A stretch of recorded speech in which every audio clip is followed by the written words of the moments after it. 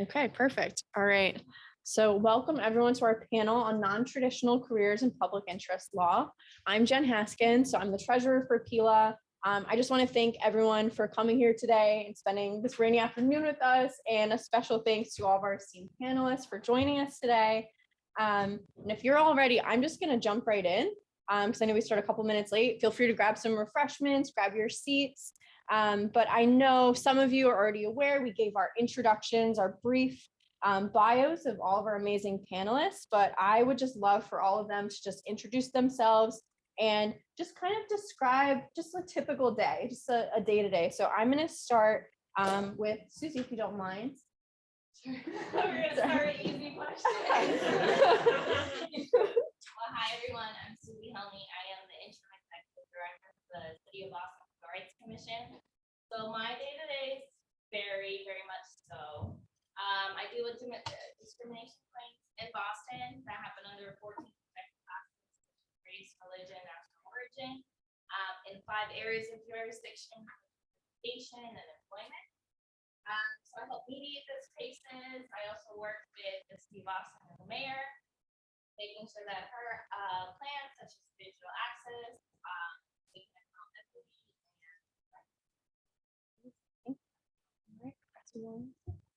Hi, I'm Tim Williamson. The most fun thing I do is teach environmental people taking the environment. But as of 2 years ago, I retired from the U.S. Environmental He has 10 regional offices, Boston, states.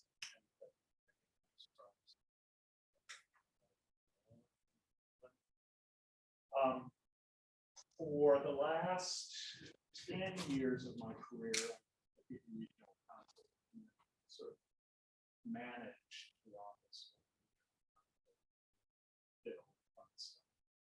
But it meant that I was essentially in charge of and for like 20 years of my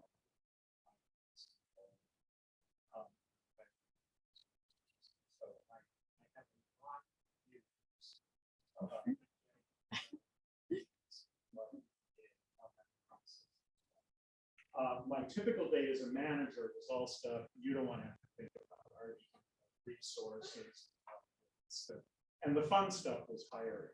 As a staff lawyer, I would give advice to program managers, mostly the scope of their legal authority and what sort of risks were involved in the program.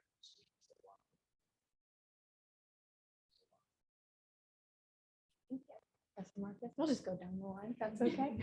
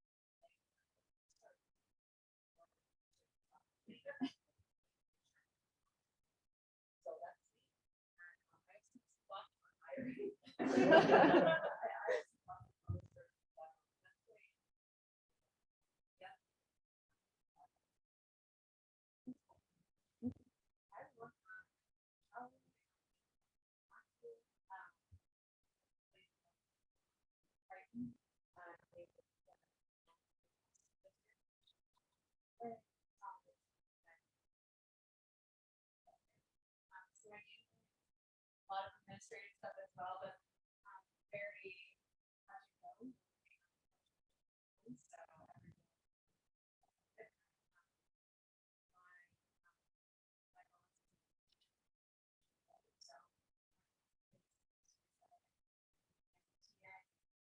The problems that have been going on all of you have experienced some sort of way. So that's sort of the don't have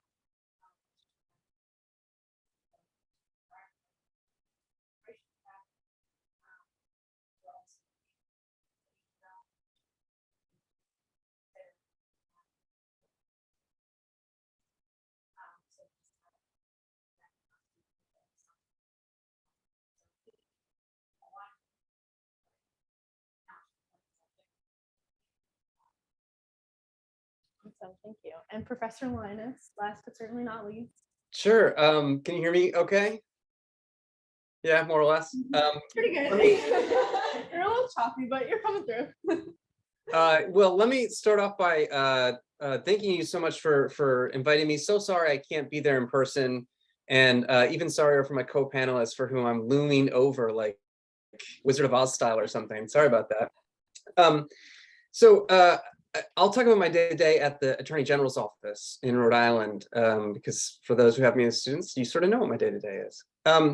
When I was at the Attorney General's office, you know, it obviously depends, but it felt a lot like putting out fires. You'd get an email from a client, agency, or opposing counsel on a case, and suddenly that case is back up at the top of your radar, and there's a fire you got to put out, whether it's finishing a discovery request or prepping for a hearing that's coming up. So it was a lot of emails. There was a lot of research and writing time. That really was sort of the bulk of what I did day to day. A lot of meeting with clients and really meeting with other counsel. A lot of government work is really collaborative. So you never litigate a case on your own. You litigate it with other people in your office who are assigned to the case as well. You have your supervisors, but also agency counsel. Every case had a client agency that we had to consult with and work with and had really good relationships with. And then every so often, I would say maybe once every 2 weeks or so, I'd get ready to go to court. So that means, you know, putting on a tie and trying to make myself look presentable. Thank you so much. All right, so jumping into our next question, just kind of want you all to speak briefly about your career path. Some of you already touched on that, and maybe how this path has differed from your original plan when you entered law school or when you entered the legal profession after you graduated.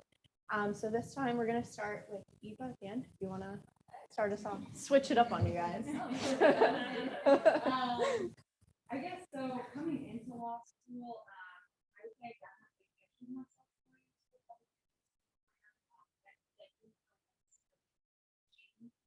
throughout the day, but I think integration and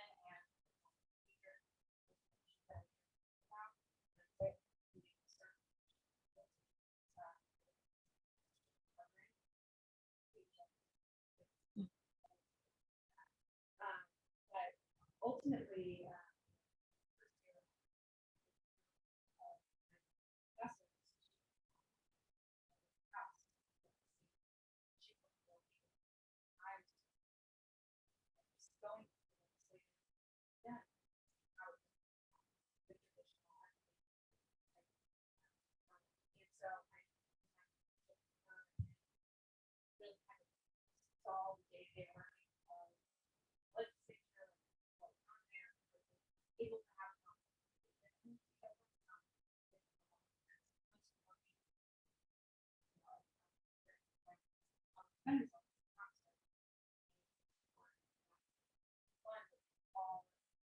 sort of at the where I know the mercy of what the law is. And I'm not reading the law. And here you can kind of have to think about how we have acted, how we go and look at things. And that I'm still not dead, but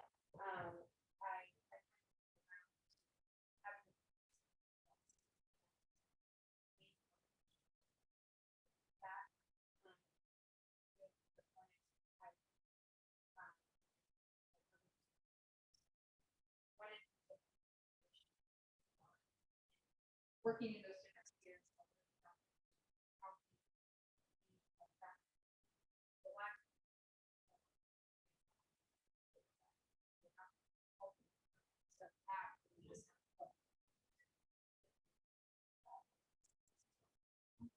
Thank you so much. All right, keeping everyone on their toes. Professor Lyness, you're up. Sure, good.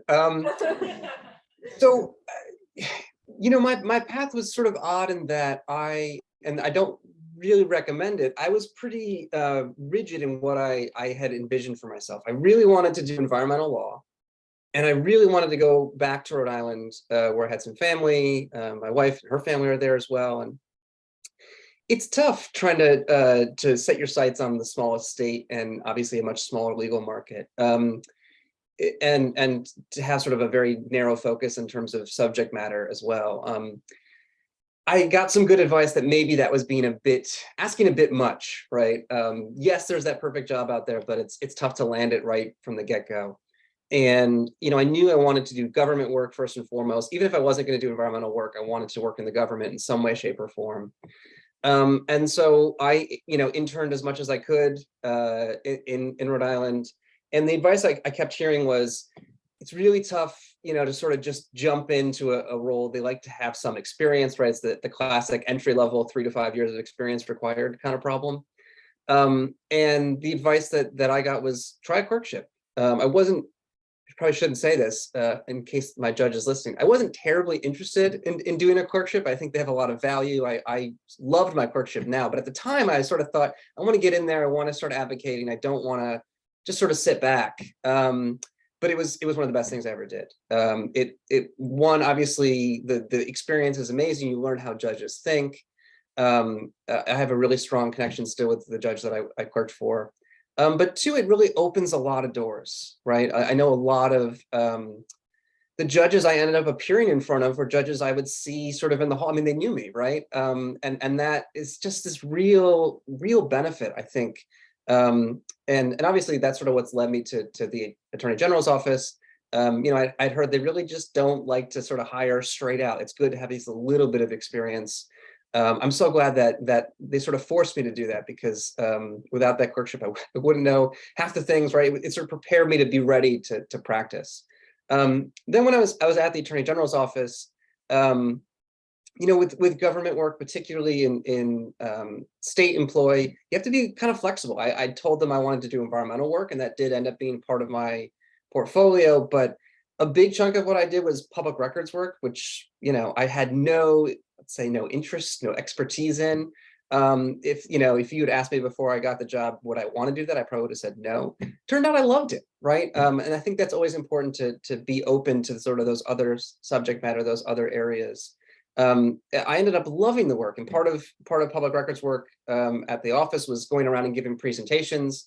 Turned out I really like speaking and being in front of folks, and that's part of the way I ended up in teaching. So,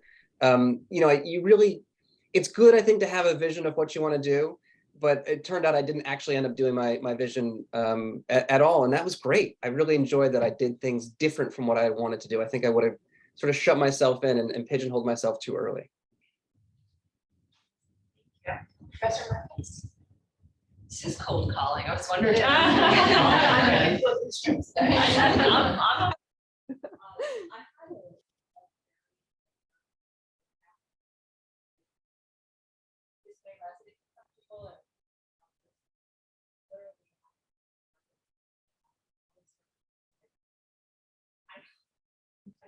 did computer graphics.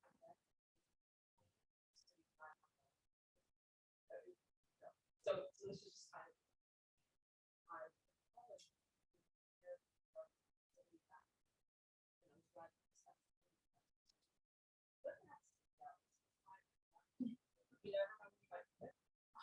I was writing accessibility.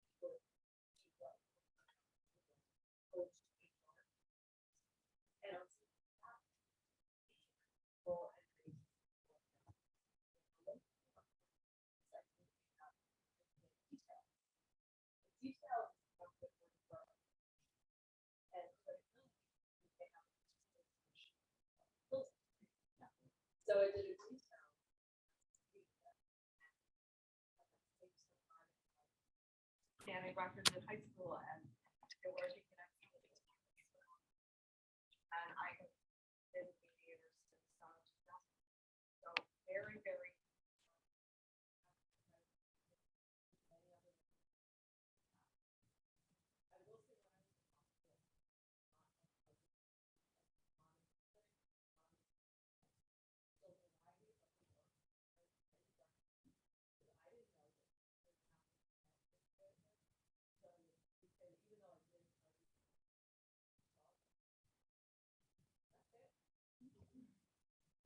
Professor Williamson.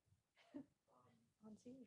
I'm something of an accidental environmental lawyer. I came out of law school. I went to law school in the Midwest. I needed to come to Boston for personal reasons, and so I started out at a law firm. And the pay was lovely, but I very quickly realized I worked on bonds, and I started out with $100,000 bond, $1 million bond, zero, and they would get more and more excited about the bond they were getting. And I was like, it's the same stinking deal. I just have to work. And so I started to look around for public interest, and I applied to EPA because I heard it was a really nice place to work. Good people, interesting work. And I decided to go there for a couple of years or so until it got bored. And it never got bored. I had a chance to do a lot of details. I was actually the region's chief human resources officer. I was down at headquarters for 2 years, helping write. So a lot of, and the great thing about the regional counsel's office at EPA is it's about 50-ish lawyers. I'm fond of saying it is the largest boutique law firm north of Chicago. It is a bunch of very specialized people doing national law. And that's very hard. So I was just happy. 2 lessons that I would urge you to think about from that. My law school, Michigan, does this huge longitudinal study of students. They give them a questionnaire like, how do you leave law school in every 5 years? And the most consistent, most statistically significant finding is that on average, lawyers are miserable, regardless of their success, except that lawyers who go into public sector work are decidedly happy, like an order of magnitude happier than their colleagues who are partners. The other thing I'll say is, as I think we've established,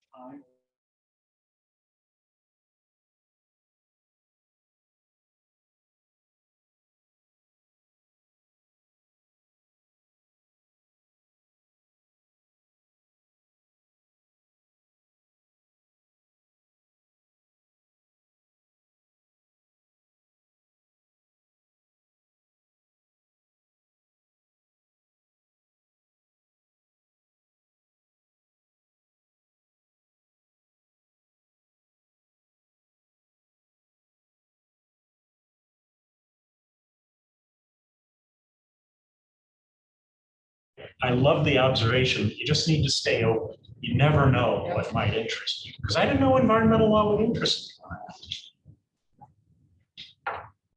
me. Which is a perfect segue into just my story and how I got here, because I come from an immigrant family. I'm first generation. It was just like generic, like you're going to be a doctor, a lawyer, engineer. So I was like, okay, I'm going to be a lawyer and I'm going to study immigration because that's where my heart is. And then I just, with that open mind, started taking other courses. So I'm taking wrongful convictions, I'm taking all these other courses. And I'm like, but I like this one too. and I like this one, and I think this interests me. I did take environmental law. I am a former student, and environmental law is not for me. But It took me 5 beats to remember. But it was just keeping my eyes open with, okay, this is weird. Like public interest wasn't even like a thought to me because again, I didn't even know that was an option. It was just like, you're going to be that generic lawyer you see on TV, or when you need a lawyer, like that person in front of you. It was just like, this was not like a thing. So I had this like crisis halfway through law school where I'm like, what am I doing? Like, I have no idea what I'm doing, but I'm not gonna just stop now. And I had a couple of professors here that were just like, no, there's public interest. And that's kind of how it was introduced to me. But the good part about that, with taking all those different courses, I was like, okay, immigration might be where my heart is, but there are so many other things. And then that's when I just started Googling, like, where can I get it all? Like, where's the bucket for all of these little things that interest me? Because there's not just one thing that gets me. And I was insanely lucky, and I do owe it to luck. I graduated in 2019 from New England, and the Human Rights Commission was reactivated by former Mayor Marty Walsh in 2019. So I was hired in 2020 as assistant, and I was like, okay, let me just try it out. This is new. It's a totally new commission. And then it was like, it just kind of snowballed into, hey, I really know what I'm doing. Hey, I'm good at this. And I really enjoy it. Like, my days are insane, but I love it. Like, I would not have it any other way. And I'm sitting here as director of the department, and I'm sitting here going, oh, all of those little things that bothered me before, where I was like tied in, oh, I like wrongful convictions. Oh, I like refugee and asylum stuff. I'm really into advocacy and helping those that don't know their rights. Well, now I can do that in all. Now I've worked with the mayor on digital access plans, making sure the equity is in it. I've done now working on an anti-hate know your rights campaign for Boston, like getting that kind of like putting that all together. But if I did not have that opening, like I would not be here. That would be an immigration lawyer. My parents wanted me to. Thank you so much for sharing. I am going to jump to Professor Lyness. This is also to test your audio because you've been tinkering with it. This question is for you. So what has been one of the biggest challenges or obstacles that you've faced in your career? And if you could think of maybe a victory or a success that you felt like you've had thus far. Okay, I can hear you. So the audio works on my end. I hope you can hear me. It sounds much better now. Oh, does it? Oh, good. Yes. Oh, good. Okay. Yeah, I think that the real challenging thing for me was just trying to break into a market. I happened to go to law school in Massachusetts, and I just sort of thought, well, I'm in New England, and it should be easy enough to sort of break into a market. And I just found it really just difficult to get the foot in the door. And I think once you do, then things sort of become easier. Then you start knowing people, you make those connections, you can network a little bit. But it was really, really hard. I had to go to a lot of coffee dates with people, and I don't even drink coffee, so that wasn't great. And I had like a spreadsheet of like, who do I know in Rhode Island? And it was very small. And you just sort of, when you go to those little coffee date things, you ask, well, who else maybe should I know in the state, or who's in public service in the state? And you do get more names, and you just sort of reach out. I think the hard thing for me is I know I seem maybe a little outgoing, or it don't seem like I maybe would be that shy, but actually it's a little outside my comfort zone to just like reach out to random people and try to meet with them, and because it feels so needy, and it feels so one-sided. Like what am I offering them? Very, very little. But you just have to sort of put yourself in that position. And I will say, once I was sort of in the Attorney General's office, I got those emails all the time. Hey, I'm a law student and I want to come, back to Rhode Island, or I want to work in public service. Would you mind going out for coffee? I love doing that, right? Then you sort of feel like you're paying it forward. It makes you feel like you can sort of bring in the next generation. So certainly I would counsel folks to just not be wary of putting yourself out there. It's an uncomfortable place to be in, but particularly if you have some sort of clear idea about sort of where you want to be, or even like what you kind of want to do. I knew I wanted to work in government work, whether it was city, whether it was state, whether it was federal. I just wanted to work for government. And if you sort of tell that and have that passion, I think it really will come through. In terms of, I think you asked about success. Is that what you asked?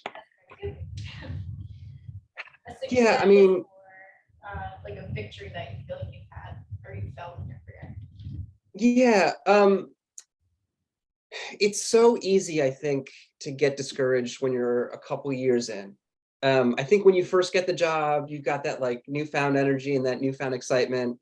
And you sort of, there's a point, maybe, it probably differs for everybody. For me, it was like 2 years in where you lose a case or you do something, you make a small mistake and you think, am I good at this? Am I getting better at this? I had this great opportunity to go to this legal writing conference. It was meant for practitioners. And I thought, oh, it's a good, weekend trip away to Baltimore. It sounds like fun. I'll go.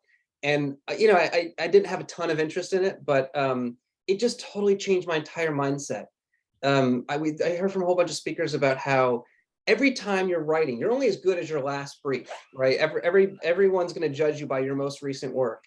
And to think that you could just sort of coast on, well, I clerked for a year and then, oh, here I am. No, you got to keep building up every single time you file something new. And I don't know what it was. We appreciate your patience. Yeah, thank you so much. All right, now that I have everyone's attention, I'm back. Thank you so much.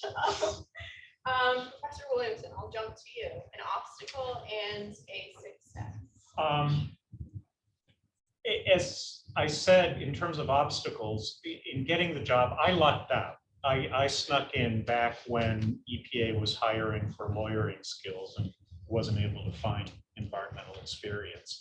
But I will point to a colleague of mine who came to the agency about 10 years later. He applied to us 3 times and got in the 3rd time, had a wonderful career at EPA. I'd say one challenge, looking sort of retrospectively at my career, because I'm retired. One challenge a lot of the lawyers in our office face, which is not uncommon in governmental positions, is that if you're ambitious and thinking of a vertical career trajectory, you top out in the public sector pretty quickly, unless you're prepared to go political and accept all the maneuvering and schmoozing and copying and career insecurity that entails. So think about that. There were a lot of lawyers in my office who were doing wonderful work, and they were happy being a senior lawyer in the office, and had very consciously decided not to step into a more politically exposed role. In terms of victories, I'll mention 2 things. One, my proudest accomplishment at EPA was the people I hired. I just can't say enough about how much better the lawyers were I hired than I ever was, which is the best thing I could say.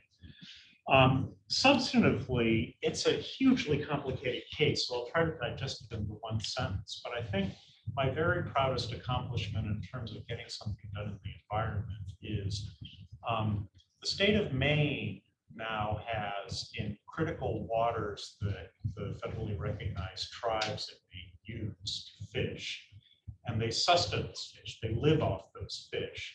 The state of Maine now has the tightest state water quality standards of anywhere in the country in order to protect the tribe's uses of those waters. And I was the principal architect of our legal strategy to accomplish that, and we accomplished it in the belly of the Trump administration. So That just feels really cool. Thank you for sharing. Professor Marcus? Hello. Hi. So, starting with challenges, just on two points. The first perpetual challenge with being a mediator is the outcome is entirely contingent upon self-determination, upon the parties' determination. Right? I could do the best or the worst job in the world, and at the end, it's up to them. And that is sometimes incredibly frustrating. It's also the best part about the job is self-determination. You're watching people step up, oppose discrimination, to see employers step up and say, we want to engage with you on this. I love that. But the challenge is how little control I have over the process. We're type A's, right? Yeah. I'm a Virgo. I like structure.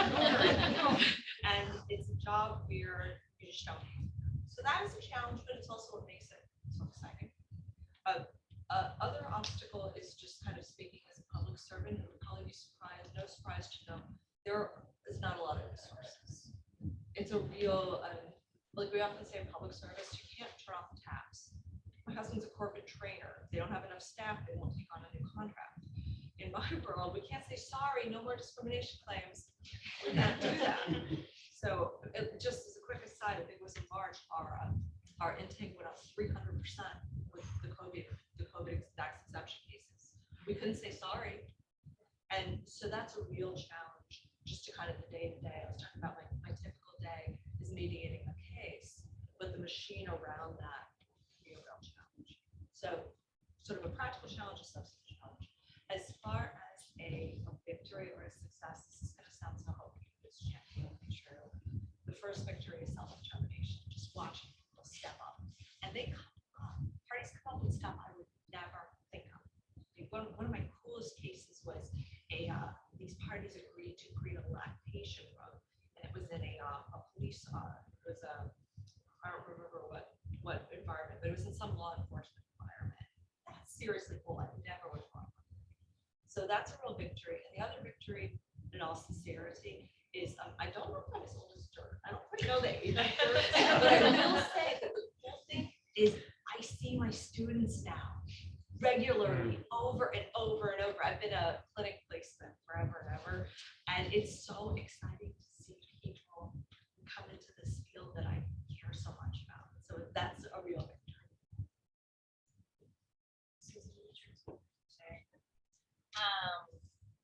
I think a challenge for me was just networking was really hard for me. I like talking to people. I like introducing myself in that way, especially if I'm like, what do you do? Like, maybe I want to work with you. Like, that's just not me. Like, so I avoided networking like the plague when I was in college and here too, as like much as I could. I made like a LinkedIn and I was like, great. I didn't know my places. Like, so networking was really hard. So then when I started having that realization that, hey, I want to get into public interest, it was like, well, you got to talk to people. And that's scary. And, you know, at the time too, it's like, I'm not even sure what I like. Like, I'm going to sit here and go, yeah, women's rights really important to me. Black male advancement's very important to me, but I'm like naming 7 things and I'm like, so I fit anywhere. Like, so that was just really difficult to figure out, but I think that just once you find that niche, and it could just come like out of the blue, but once you find that niche, it's so rewarding because now I have no problem speaking.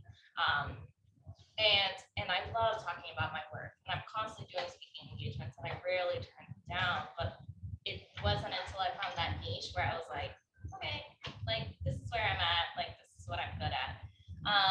The other part, and I know a lot of individuals already talk about it, but it's the imposter syndrome too. That's so real.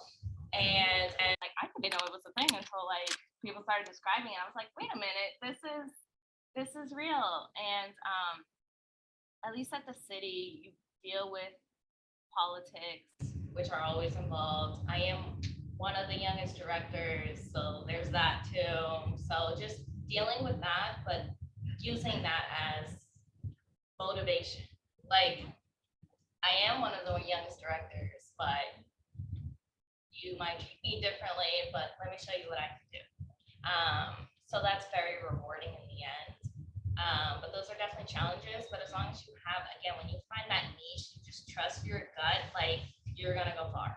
Like, trust me, you're gonna go far.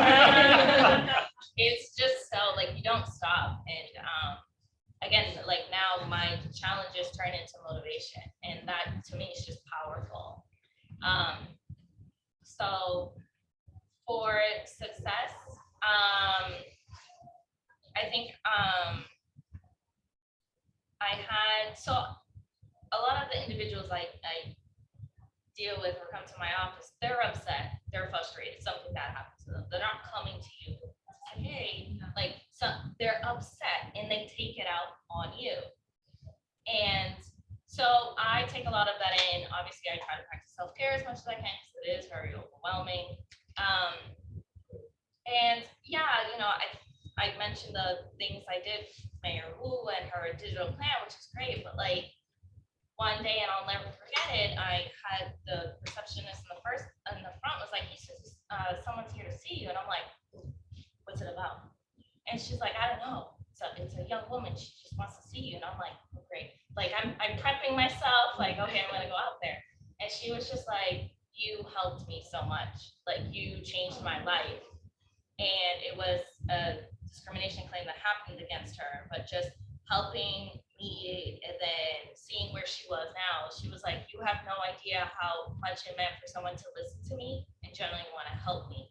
Once that, I was like, my heart, like, that to me, I was like, it might sound cliche and corny, but that was such a success to me. That's my little success story. There's a lot of things that people have said that I'm just like, I'm resonating with so much. Yeah, it's almost cathartic. I feel like we're having a therapy session.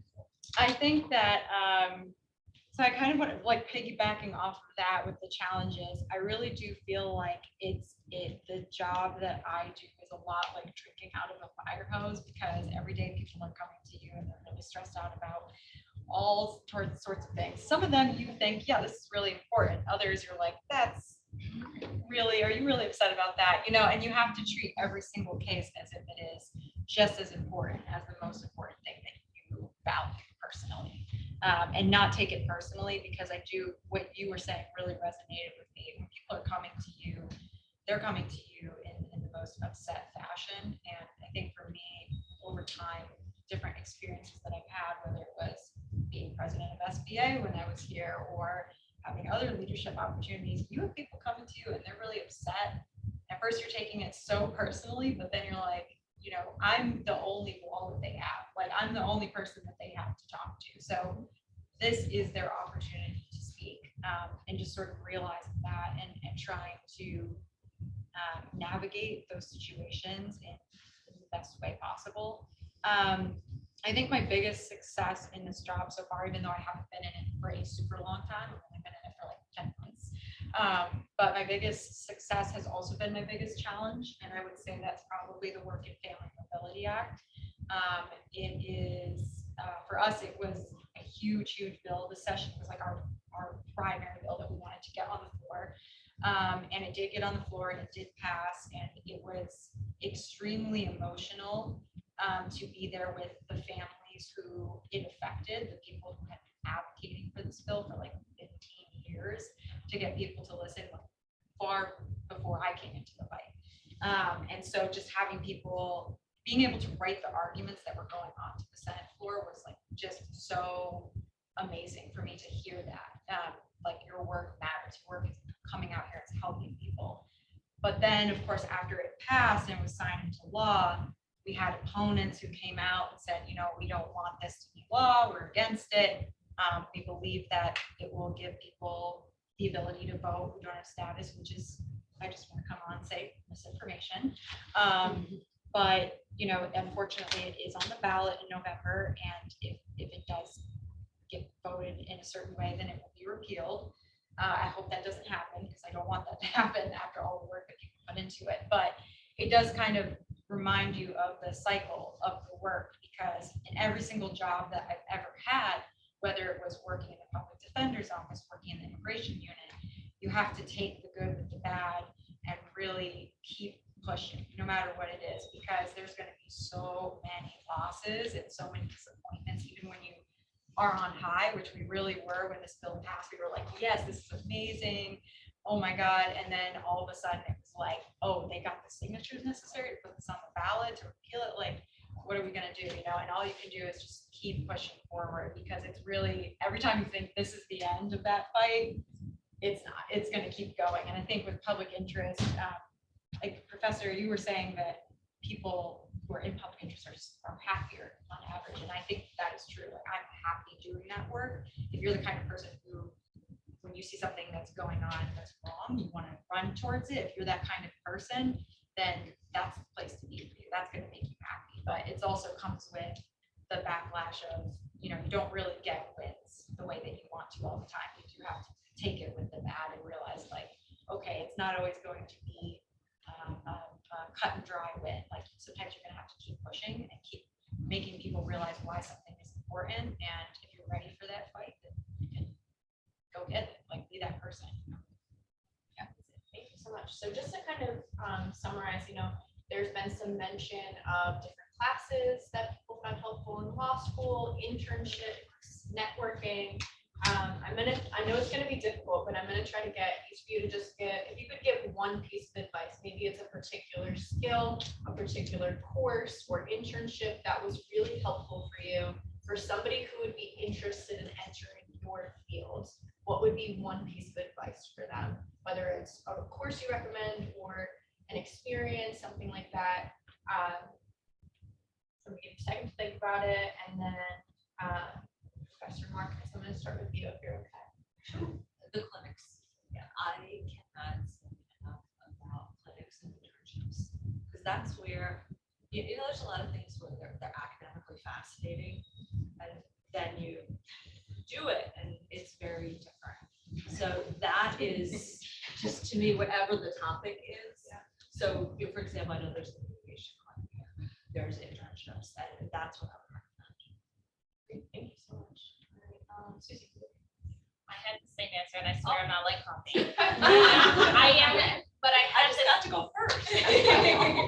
I will say that deciding halfway through that I didn't want to be like a traditional attorney was because I had an internship, and I was like, oh, this is like the day-to-day of an attorney. Like, I don't like that, but I wouldn't have seen that if I just stayed in the classes. And classes and like real life outside is totally different. So clinics, just as much as you can, and like different styles, like I said, like as many as you can, like whether it's immigration, even if you have I think I want to do environmental law, just try it out. Like, it literally doesn't hurt.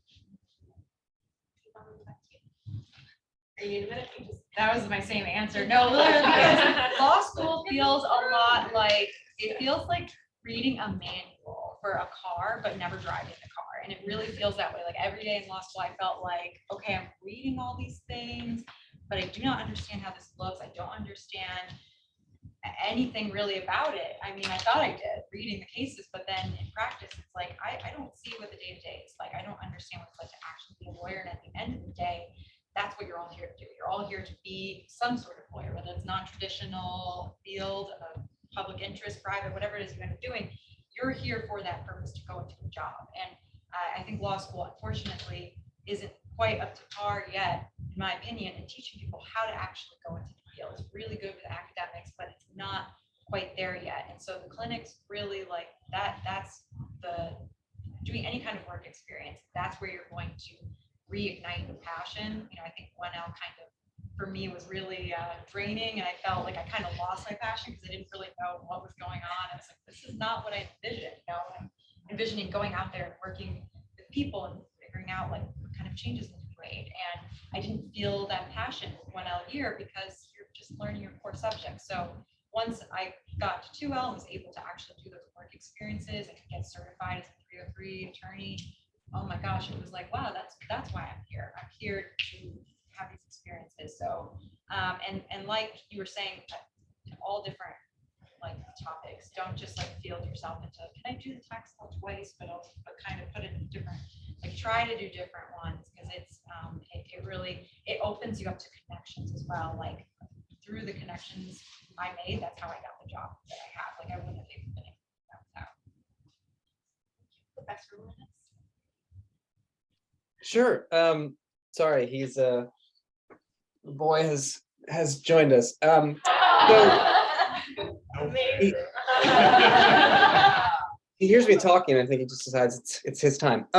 So the thing I would say is writing. I mean, I agree the clinics are really crucial, and but just to add sort of a different point, I think, you know, like I sort of said, when you're in practice, your name, your reputation is sort of on every brief. It's on every piece of writing that you submit, and you know, it's people care much less about sort of where you went to law school and what your title is, and they care much more about, are you writing well? And so whatever, you know, opportunities you have to learn to practice your writing and to sort of dig into it. I know.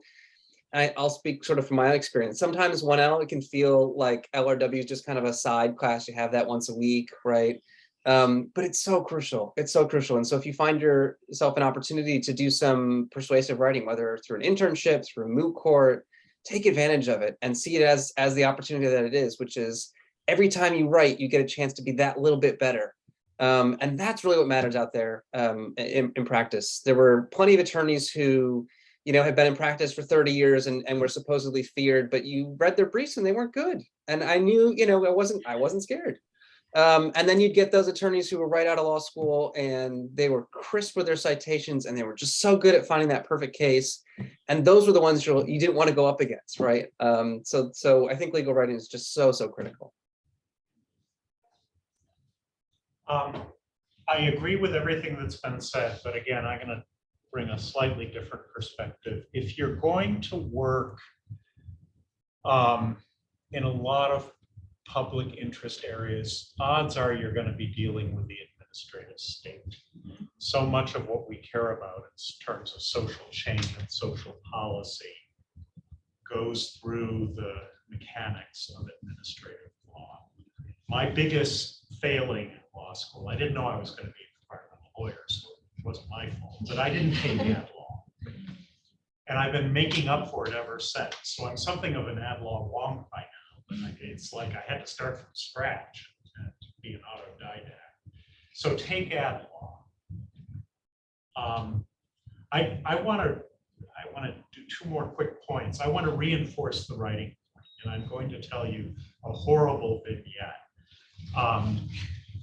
We were hiring a lawyer and we got this amazing resume from this woman who had gorgeous credentials, and including an internship at the Natural Resources Defense Council, which is one of the nation's premier environmental advocacy groups.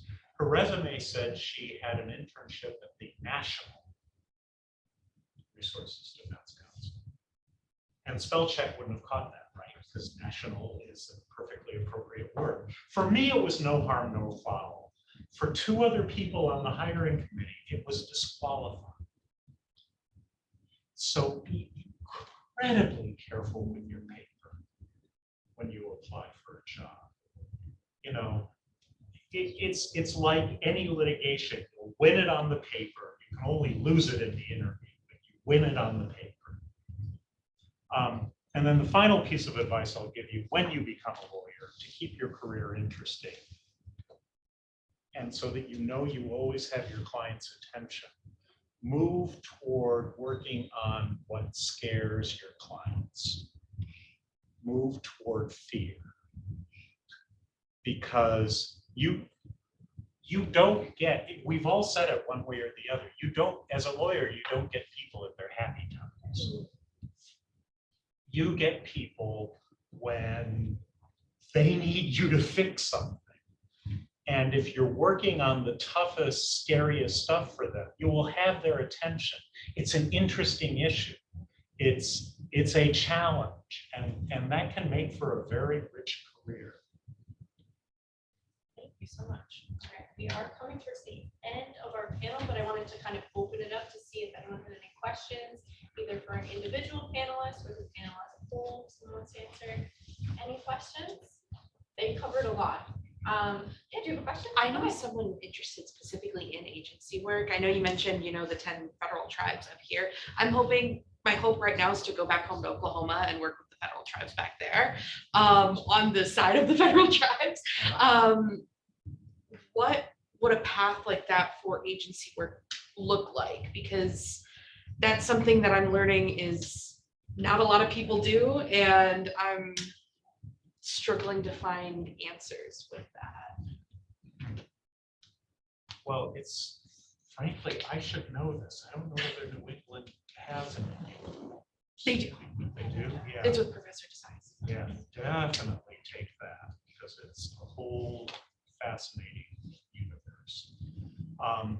Seek out internships and decide how it is you want to help a tribe. Yeah. Forgive me, I don't want to make any presumptions. I don't know okay. if you've got tribal heritage or, but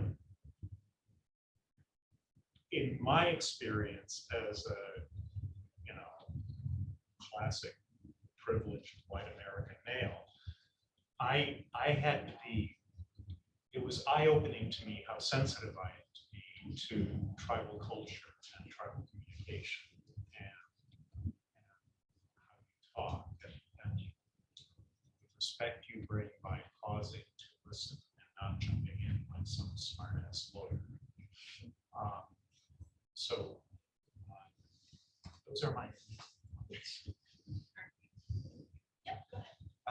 just for anyone really, but in your legal fields that you all are in when it comes to networking, as some of you have mentioned, how important is social media, LinkedIn, to networking in your areas? I'm not. I'm terrible, so I'm gonna have someone else answer this. I'll just say off the bat, it's pretty important for us, but I mean, I know that every office is very different in their hiring practices, and what they, it could be as simple as who's the chief of staff in that office, or what do they prefer, but we use social media a lot to communicate with our communities, and that I think it is a big thing, but I think for the most part, it's going to come down to like, what is your resume and what's your passion and what do you bring to the table in terms of like when we're just having a face-to-face conversation. I think people do get kind of hung up on like, how perfect does my LinkedIn look and how, like, obviously you need to put some effort into it, but it's not like we're scrounging like, what does a picture look like? It's a perfect thing, it's important, but I would say not the most. Thank you so much for that question. Anyone else? Any final questions? All right, can we get a round of applause for our amazing